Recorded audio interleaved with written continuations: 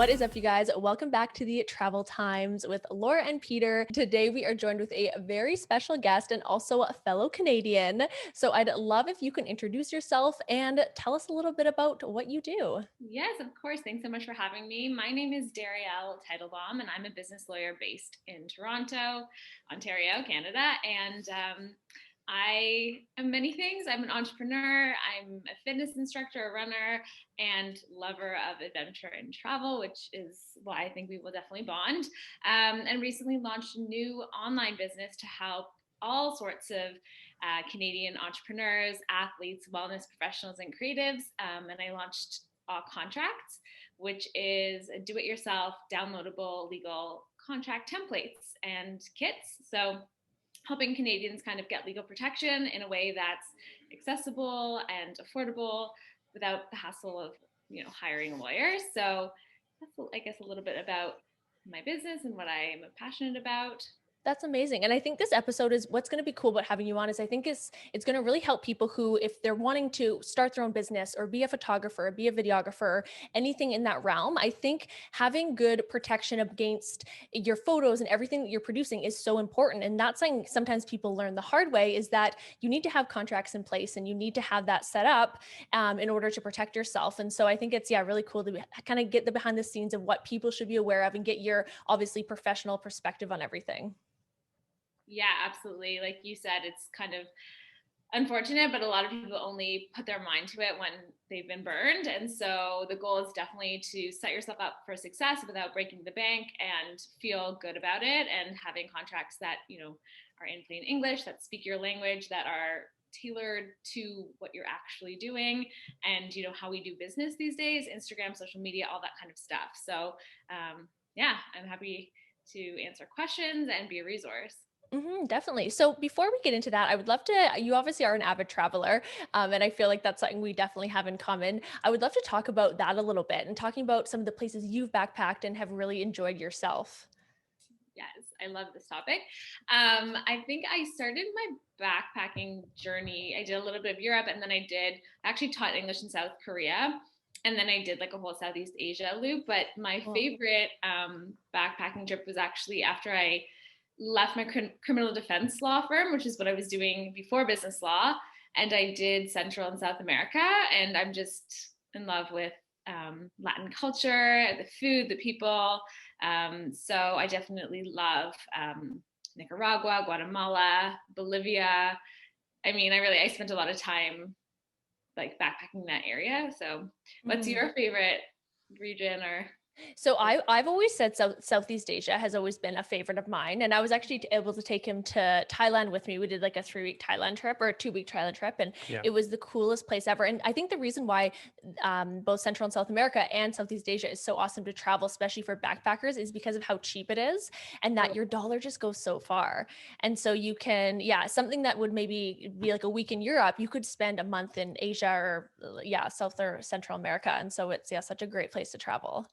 Yeah, and if you have time, like if time isn't an issue and you can take buses and things, it's so cheap and you can really see the place. And then you also have the opportunity to do such adventurous things, maybe because of the legalities and regulations aren't so tight over there or what have you, but you can climb volcanoes and do all sorts of fun, outdoor stuff. It's so accessible, it's so lush and beautiful. So yeah, my family's South African, so I love South Africa as well. Cape Town is beautiful, but for backpacking, like you said, I think Central and South America is where my heart is. I've always actually wanted to do Cape Town. That's definitely high on my list to do a South African trip. So hopefully after post-pandemic, I can get there. I think it'd be a really cool place to go. Yeah, that Yeah, would be if you're a cool. foodie and you like wine and beach, it's just beautiful, but the food scene is really, really great. Oh, that's amazing. Is there a lot of wineries out there as well then? Tons. Like Oh, it's wow. gorgeous. Yeah. And the garden route is pretty famous. So you can kind of rent a car and drive all along the water and you can climb Table Mountain. There's just so many things to do. The food there is just like next level. It's really nice. That's really amazing. And so obviously with your backpacking, you went kind of all over. Is there one place, so if we have viewers listening who are thinking about backpacking there, is there one place, if they could only pick one place, that you would suggest backpacking? Oh, that's so Or a difficult. few, or two, maybe like two or three, if that makes it easier. Um, I really I like Central America for the fact that you can cover so much distance. Like in those smaller countries, like in Nicaragua, everywhere is 2 hours, by bus, and so cheap. And you could be in the jungle and the beach and kind of get all sorts of different things. I also loved Colombia. I know people sometimes think it's not safe, but my experience was like I felt completely safe while I was there. And I also felt the same, where you can get city and beach and desert and hiking and, waterfalls, all the things. And your money goes really far. The food is really fresh. The people really good. There's a really big art scene. Like we talked about art a little bit before we started recording, but like I did an amazing graffiti tour there. I'm a big into, when I get to a place, I like doing the free tours, the walking tours or Yeah. Hmm. whatever. So um, also, Budapest is a really awesome city. I've If you heard really don't, good things about there. yeah, yeah. That's somewhere I'd love to go back. I'm just thinking about that because I'm like, I did 3 walking tours there because I was like obsessed with the history, and it's also pretty cheap for that area. So I recommend there too. Oh, that's amazing. I think you're the third guest on the show that's in a row that said Colombia is very high on their list. So Really? I guess Mhm. for all the listeners, put Colombia on your Yeah, travel actually, our plans. last guest, Haley Dasovich, she was going to go there for a month and they were going to go live there. So I've heard lots about there, and yeah. It's a nice mix of, like, it's not totally third world, kind of like somewhere like Nicaragua or something, but it's still cheap and you can have access to all the things. Um, yeah, it's a special place for sure. Hmm. That's awesome. So I guess getting back more into obviously what you do as a profession, what you really specialize in. So when starting out, so for example, when I was starting out, one of the things I guess I would always, when I'd worked with brands, I would get these huge long contracts sent to me, and I wouldn't really know what they were saying. And it was quite confusing. And that's something that those little things that are maybe put into the contract that can essentially screw you over later is something that I think a lot of people who are entrepreneurs or someone who's wanting to be a photographer, whether it's for video, weddings or just freelance or something like that, should be aware of. Do you have any tips for things that people need to watch out for, I guess, if they're not using a lawyer and they're getting these long contracts sent for them? Yes, and to your point, like I just did a contract review for like a pretty well-known fitness influencer, and we worked a long time to kind of go back and forth. So my first thing would be not to accept an offer. I know, you might feel as a newer entrepreneur like I can't say no, or I just have to say yes and accept all the terms as they're presented. So to think of a contract as an offer and as a launch pad for negotiation. Feel free to ask questions. So people are intimidated by some legal terms. And if you don't have a lawyer, it's their job to explain to you what you're signing before you sign it. So I would definitely say go back, ask questions, negotiate things, really look at the rights portions, because like you said, right now you might think, well, I don't really have a leg to stand on. I don't have a big following, but are you assigning your rights? Like, what's the period of time? Is it for a year? Do they get them perpetually? So that means forever. Those types of things, because there's value to that, right? So you can negotiate more money, the term is longer. I always tell people to be really mindful of termination clauses if it's kind of a longer contract, because things are always good until they're not. And so you want to know what are the exit strategies, and how can either party kind of get out of it. And another thing as content creators, whether it's blogger or photographer or videographer, is the usage, right? So where is this going to be used and what are the terms around that? And of course, I understand that working with a lawyer isn't always possible, but like I said, just to ask those questions, and even if the answer is no, but try to negotiate and stand up for yourself for what you think is worth, but also be honest. If you don't have the experience and this is a newer gig for you, you're going to work your way up and your rates are going to change. So I think also doing your due diligence and talking to people in your community so you know what the going rate is hugely beneficial as well. Yeah, I always say that too, that it's important for people to kind of share their rates and what they're charging. And especially too, like even in the photography world, I'd say it's definitely a lot more common, I guess, for either freelance photos or videos. It's more common to know what people are charging for example, a wedding video or making a video for a hotel. Whereas in the influencer world, it's kind of all over the place. And it's really tricky because some people will charge $100 where that someone with the same following and even more engagement could eat like it's just it varies so much would charge a completely different rate. And so that's always I think tricky in when people are starting out influencing is knowing what to charge. And I definitely think your point about with the usage rights, people knowing that you can actually charge a lot more if they're gonna own the rights to your photo or if they're going to be able to whitelist it and then use it for advertisements, which I think a lot of people when they're starting out they don't realize. But that's something that hopefully your listeners right now can know, that if someone wants to obviously use your image over and over again, that you should be charging for that. Yep, and you should be talking about credits. Like, do you want authorship of that image? Meaning, do you always have to be referenced?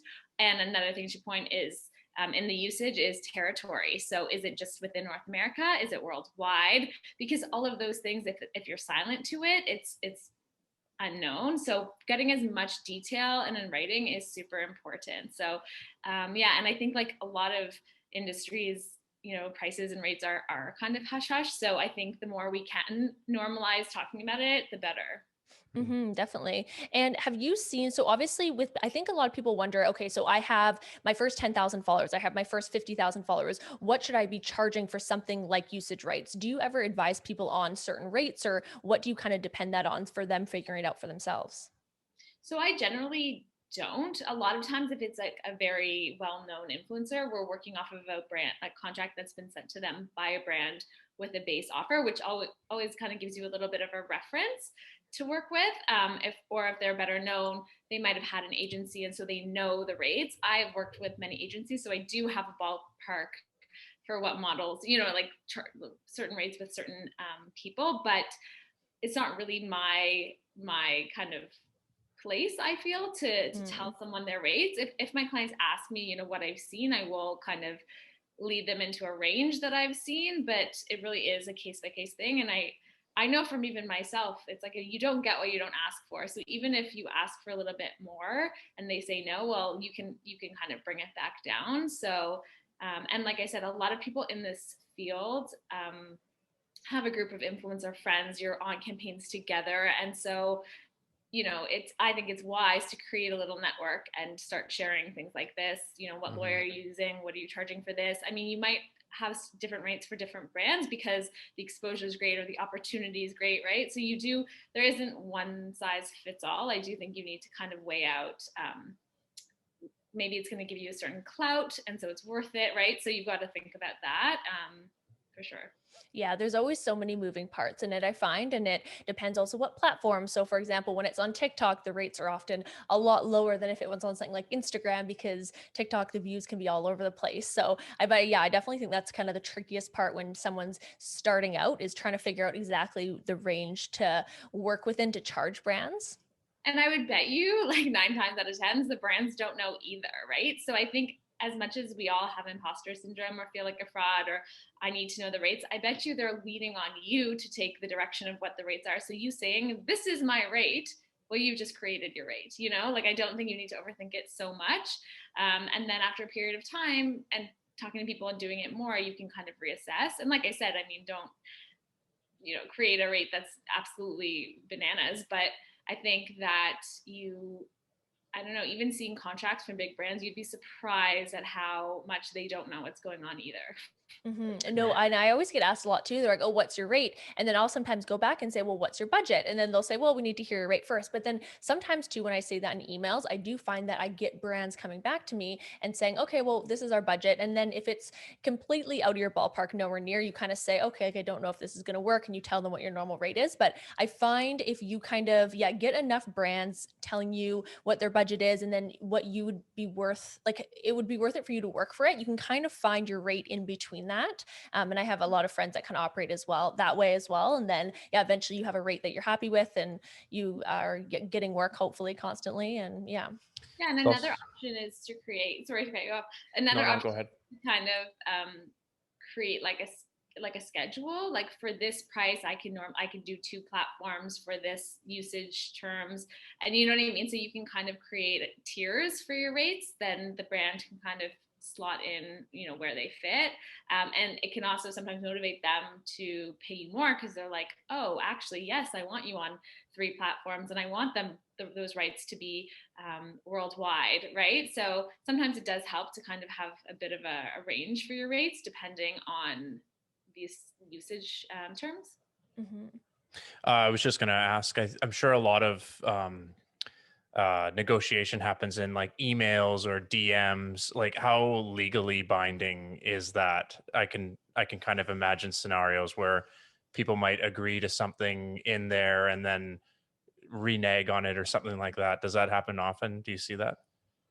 No, yeah, that's a good question. Normally, when we're going back and forth, we're like redlining. We're either going in an email, then they're sending a revised contract. So my client's not signing it until we're happy with it. So I wouldn't just accept the DM or you know, an email like, okay, yes, we'll do that rate. It's like, no, no, no, amend the contract.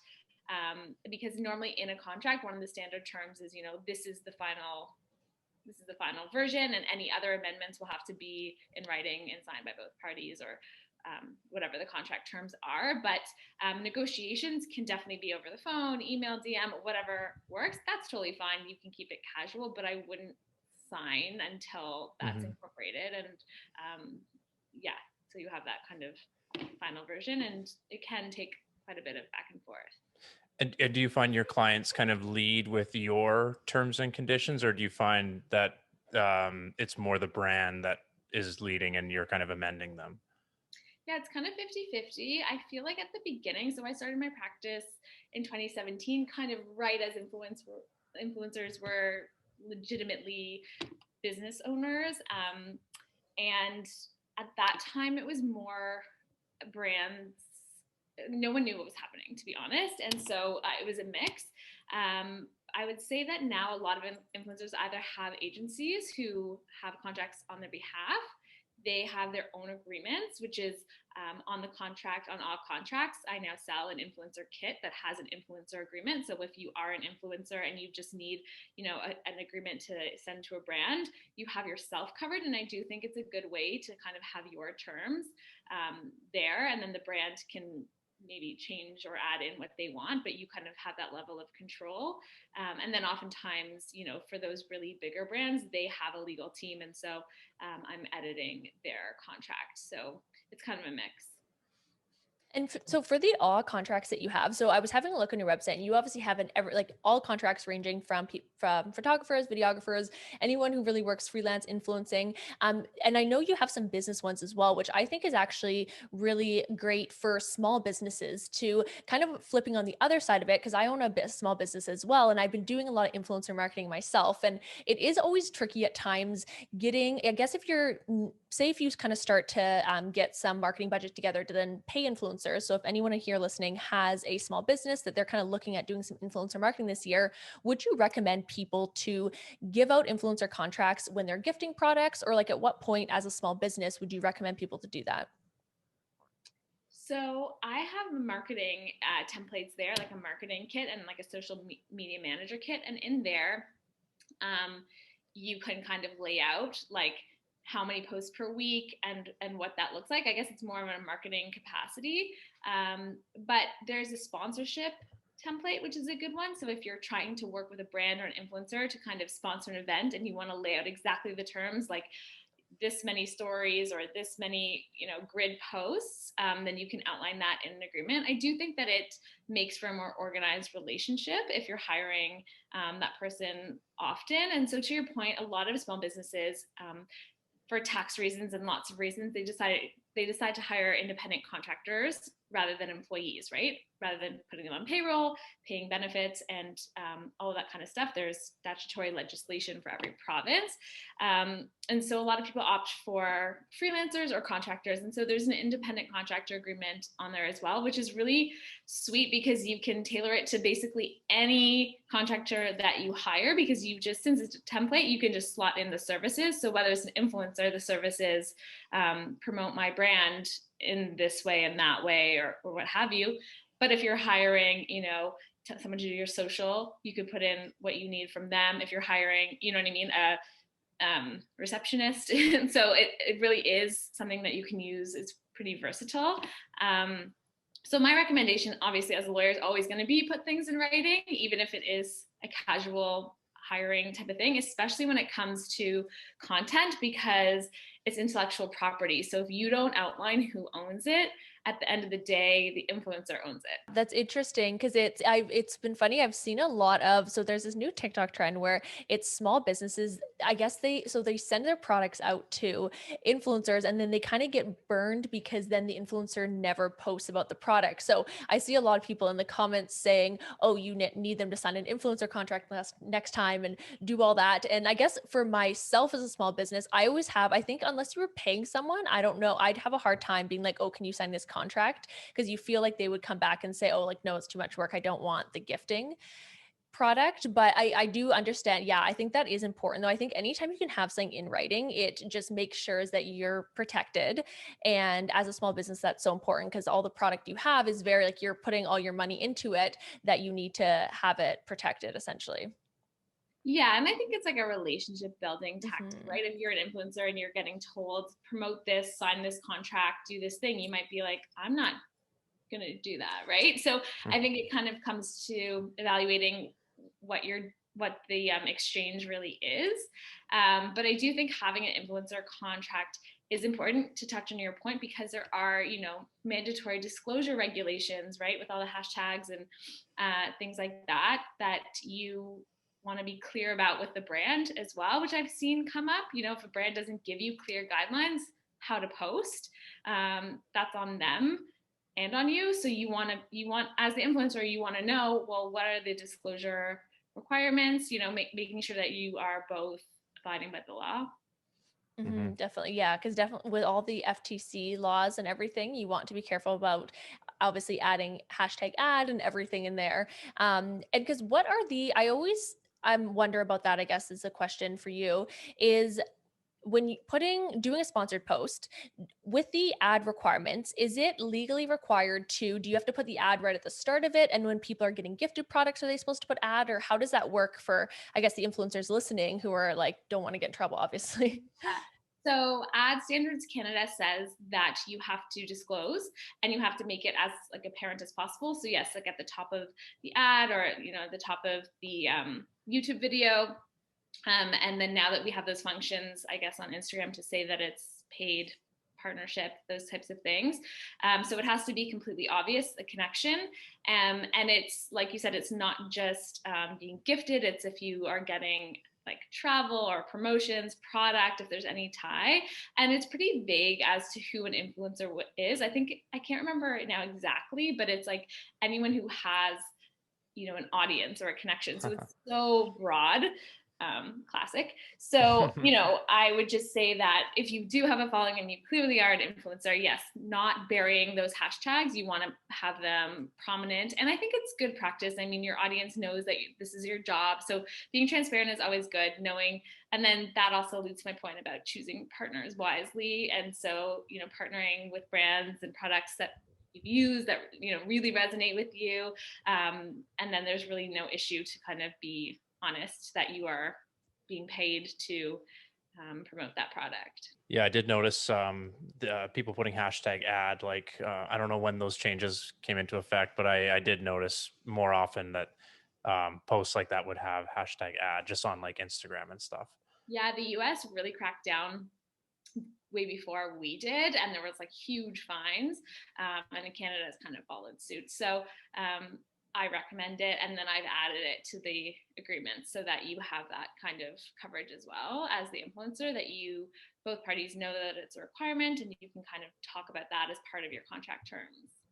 Mm-hmm, definitely. And it's obviously even more intense in some countries, because I know in the UK for their YouTube videos, or for example, they have to put hashtag ad in the thumbnail of the YouTube video, which is quite intense. So we don't have to do that here in Canada, but in the thumbnail, usually you see when those YouTubers over in London, and it's very obvious. Their FTC laws, I think, are a lot more strict over there.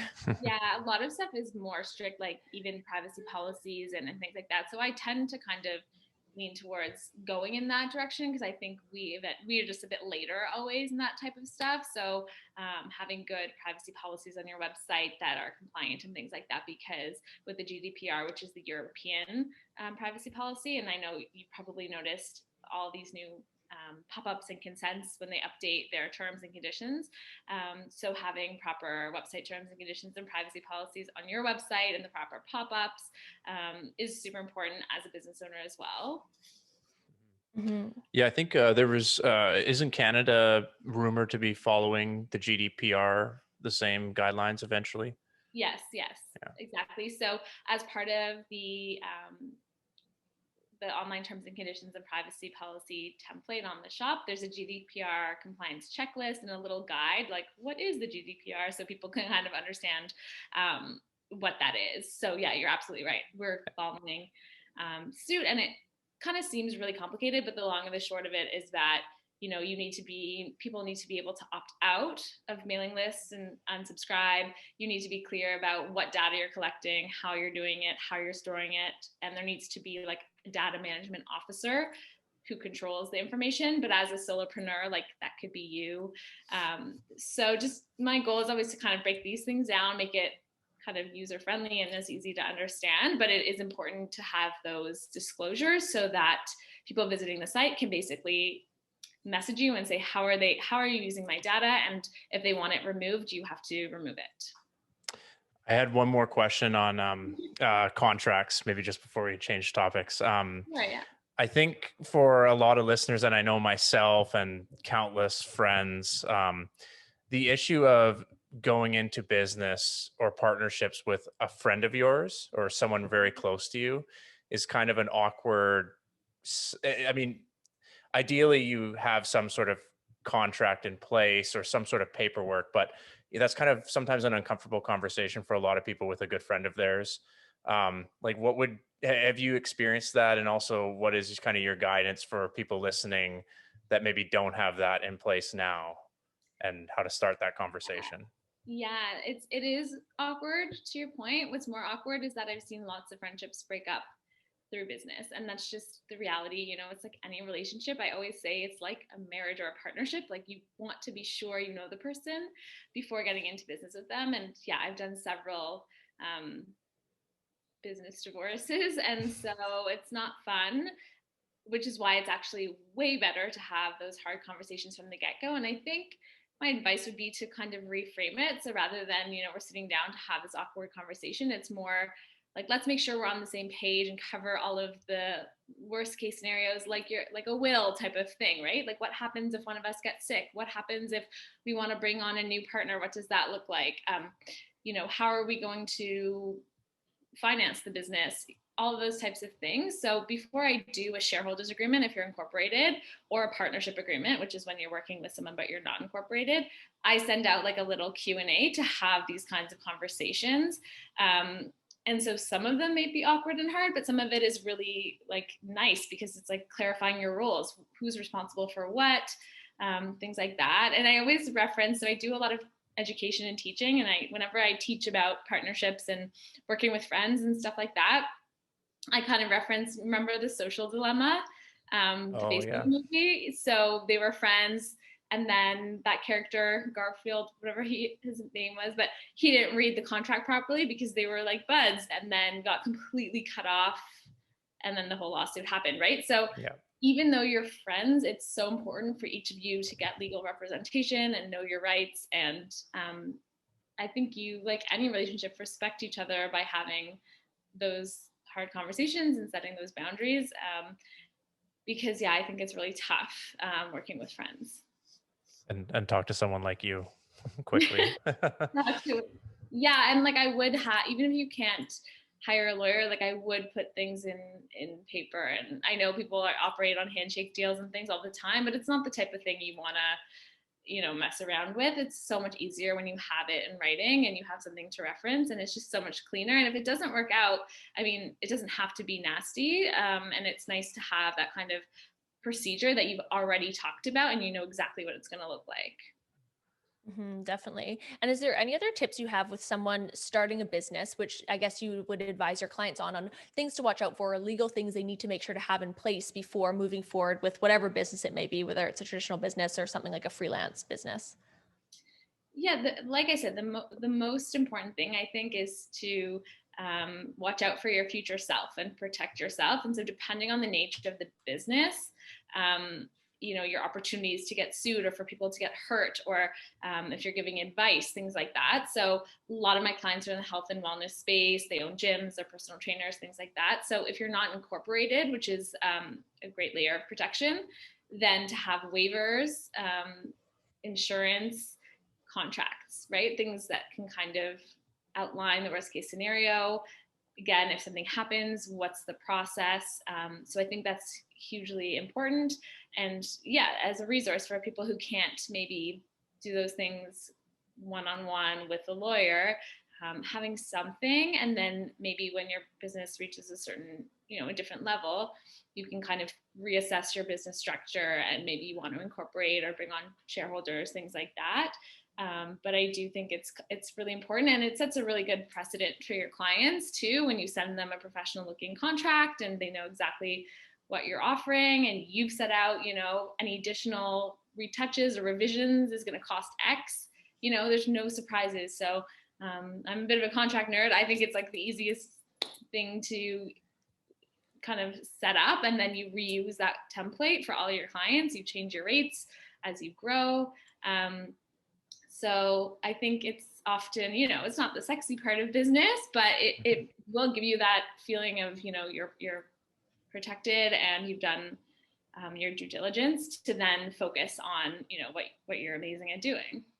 And what point in business would you recommend for people to get incorporated? Because I with Live More, the label, which is my clothing line, I decided to incorporate right away, but I was advised by Laura that I didn't actually have to do that. I just did that. So then at least all my business numbers were set up and everything. Whereas my other business, I do freelance videography work, it's not incorporated. Is there a huge difference, or is it necessary to do? Like, what's your opinion on that?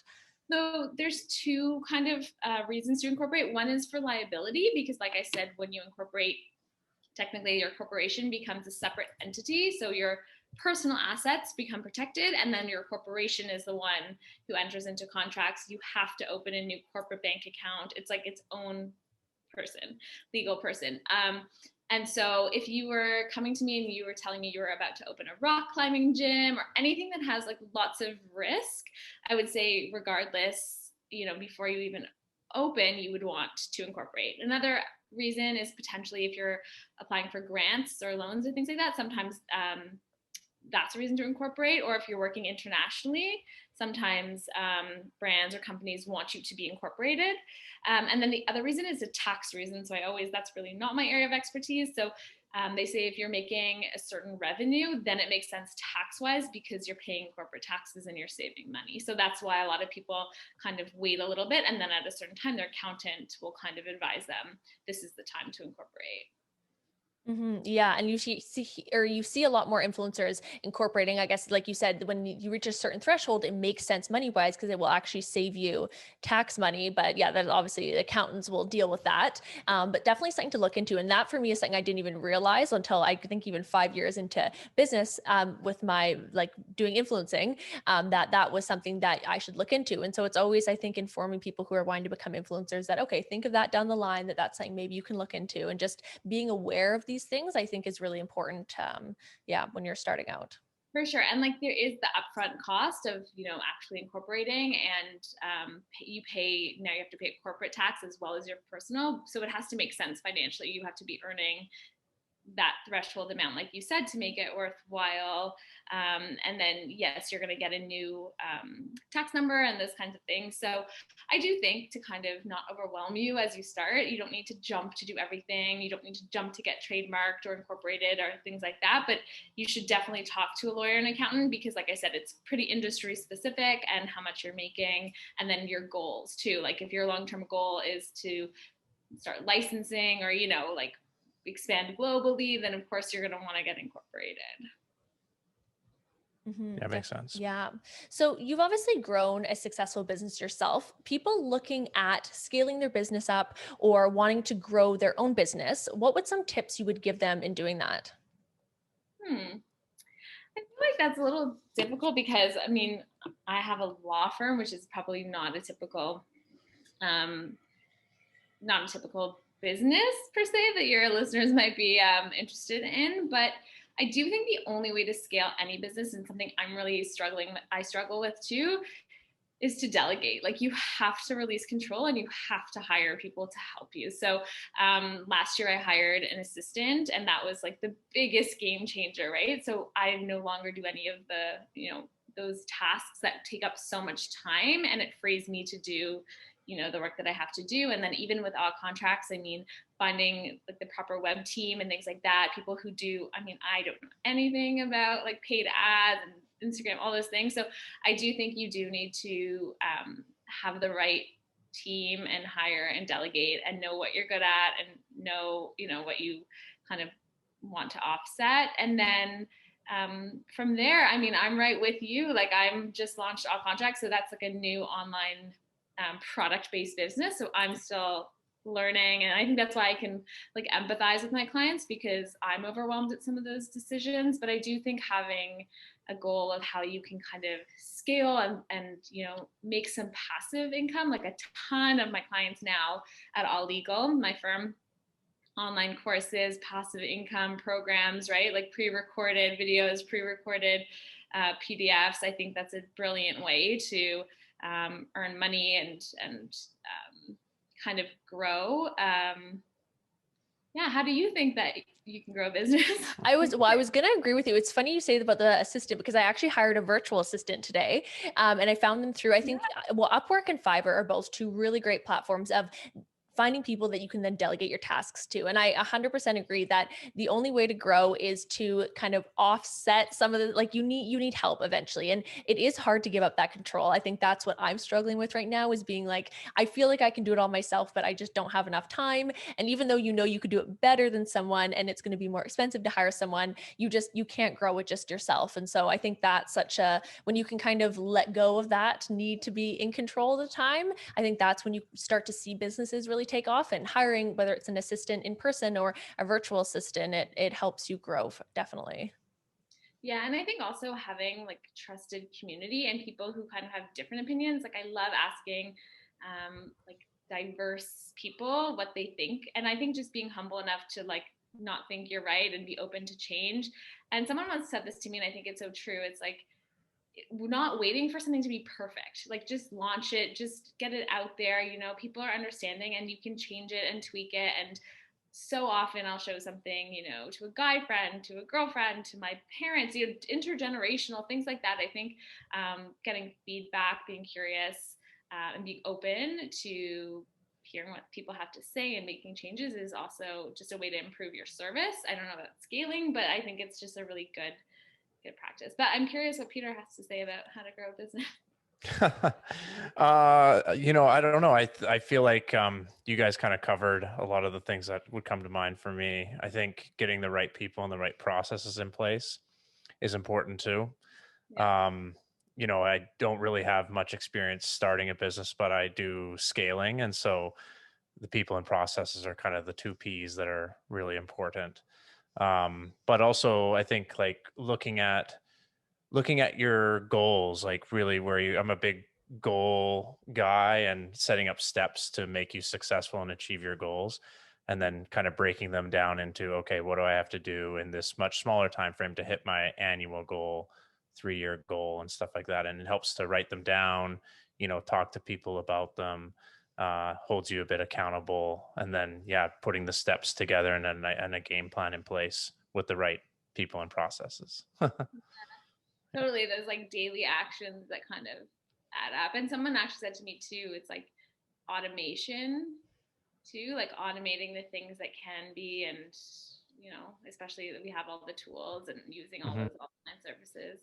Yeah. Mhm. And actually, a quote I thought of when you were saying how to scale a business is it's better done than perfect. And I think that's so important because so many people, and myself included, I just took so long tweaking the final samples of my clothing line before I was like, you know what, I just need to put these out there and I can adjust them from there once I've gotten the feedback. And I think that's with any business is that you want it to be perfect when you launch, or people have so many great ideas out there, but they never end up doing it because it's going to be too difficult or whatever barriers they're putting in their way. Those are all just mental barriers that they're telling themselves.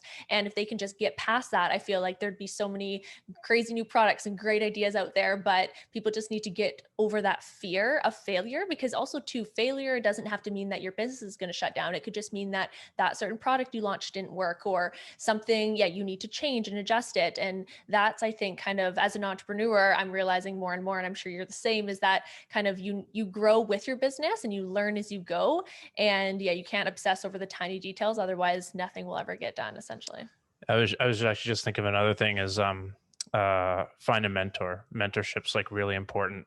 Um Networking as well. I know that can be a little difficult in the times that we're in right now. Everything's virtual, but still, like, you know, put yourself out there, join groups, like meet like-minded people, and yeah, try to find a mentor and then eventually become a mentor, because you know, it's really fulfilling. And also just picking someone's brain, that's kind of done what you want to do and has been in your shoes, you know, every 2 weeks or whatever sort of cadence you have. I think that's, I know for me, that's been really beneficial in my career. But yeah. No, yeah, I couldn't agree more. And I can't believe I didn't say that, because that's been huge. Me launching All Legal, I could not have done it without mentors, both like in the legal world, but also in business. And again, like a very diverse range of people. And then same with all contracts. And I think, yeah, it's really hard to network right now, but like word of mouth and telling your story and, you know, being a real person behind the product is such a great way to build your business and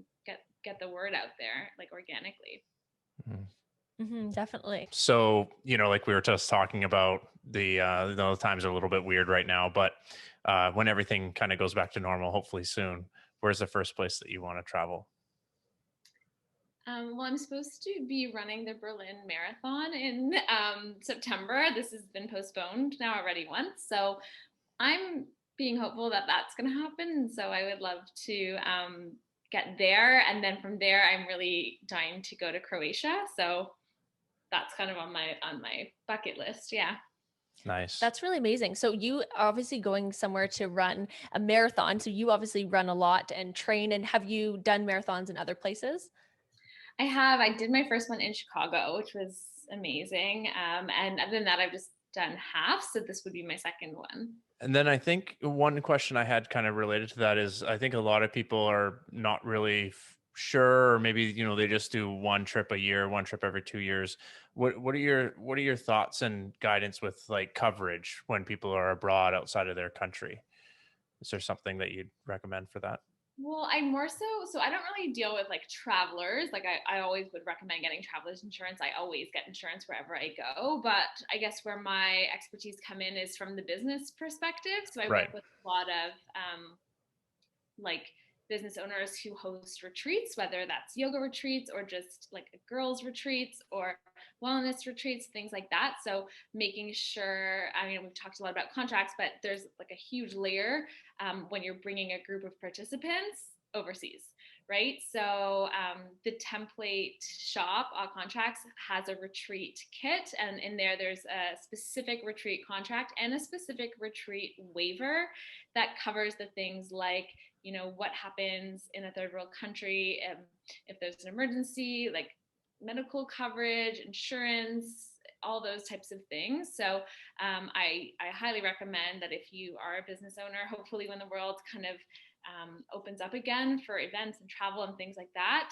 and you're bringing people on trips, to have the proper contracts in place so that also you're covered. So if you're taking all these people and then they cancel, you know, you want to make sure you're not fronting all the money. So having deposits, things like that in place. And then from the safety perspective, and then again, there's rules around being a travel agent and not. So, you know, you want to make sure you're connecting with a travel agent if you're taking money for travel. So there's kind of things to think about on that end. I've also seen a lot of more people are doing retreats nowadays, which I think is such a cool way for people to be able to, whether they're an influencer or a wellness instructor, to be able to connect with the people that they're teaching in a whole new country. That's on my list of something to do. Is I would love to go and do like a meditation or yoga retreat in a cool area of the world. So it's on my bucket list. Yeah, that would be great. Like, it's such a nice way because I think we all want to be healthy and be productive, but also want to be on vacation. So learning a new skill, like a surf retreat, and the food is taken care of and it's healthy if that's important to you, and you're with a group of people who are like-minded. So I do think that it's kind of a really great way to travel. And I think, well, I've seen it pre-COVID, a lot of people kind of going in that direction. Um, to places, Bali, Greece, Mexico, all over. So yeah, it's awesome.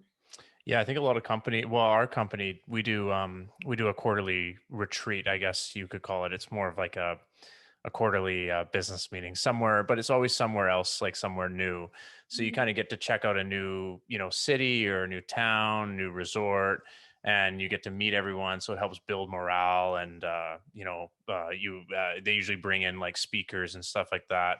Who one's usually kind of business related, and then the other is more like fun and. Not that business isn't fun, but you know what I mean. It's like it's someone like an ex NFL player or something like that, and they'll just talk about, or like an ex Marine, and they'll talk about some cool experiences, and it relates back to working on a team, and it just helps. I feel like I always leave those things feeling really good and ready to tackle the next quarter, and then you get together with your friends again that you work with or the next quarter, and it's good time. So I wish we could still do that. That's awesome. And like you said, builds morale, and you kind of get to see people in a different light, like when they're on just a little bit more relaxed and having fun together. Yeah, I think it's such a great way. And I think as things change in the workplace, which I think they will forever, who knows if we're going to go back to offices and things like that. I think that could be such a cool way to bring people together when they do come together, especially when you have people like working remotely and things like that. They can kind of come together um, in like a travel work retreat. I think that would be such a great idea. So obviously you're an avid traveler, a lawyer, and you do a few other things as well that I thought was quite cool. So you do acting and writing also. Can you tell us a little bit about that and how you kind of got into it? Yeah, well, my mom is actually a speech and drama teacher. So just growing up, like we had like a little makeshift stage in our basement, and my mom would teach kids after school. So I've just been doing that my whole life. And yeah, after university, I went to New York and I went to theater school there for a summer, and it's just kind of been like a passion of mine for a long time. So, and in Toronto, I've taken classes, like acting classes and things like that. And I actually made a short film 2 years ago now with a friend who I met in acting school. So it's just kind of like something I do on the side and love. And I think it's like that creative fuel. And yeah, I write. So um, yeah, just like a little hobby. Yeah, I think that's so important too to have. Obviously, when you own your own business, you're spending so much time and energy on it that having those hobbies outside of work, I think, is so incredibly important to find balance in your life. And I actually had started acting this year as well, just as kind of a fun creative outlet. And it's nice to be able to just have something it's not your business, even though you love doing your business. It's like a creative release, really. Oh yeah, absolutely. And like when I used to teach spinning before COVID, it was such a great way to kind of take my work hat off and then put my teaching hat on. And no matter how my day went, it's like my focus was on the class and running the class, and I always left feeling, so energized and so fulfilled. And so I think to your point, yeah, I think you definitely need to have that separation, because as a business owner and entrepreneur, you're thinking about your business 24/7, and you still need to be like a good partner, daughter, friend, wife, whatever that is. And so, yeah, I think having those other completely, where you're using a different side of your brain, I think it's so healthy. I completely agree. All right. So if people wanted to find you or get some contracts made, where would they be able to do that? So if they're looking for legal advice in Ontario, they can find me at All Legal, AWE legal.com, or All Legal on Instagram. And if you need a contract template that's do it yourself, and that's for anybody all over Canada, that's at contracts or contracts.com. And all of the links and emails are in there. So I hope you guys enjoyed watching this and got all of this great legal education. Thank you so much. This was very, very insightful, and you definitely taught me a lot. So we appreciate you coming on here and talking to the viewers. Yeah, thanks so much for having me. It really flew by. So I know, right? hopefully we can all travel again in the near future. Bye. Bye, stay safe. Bye.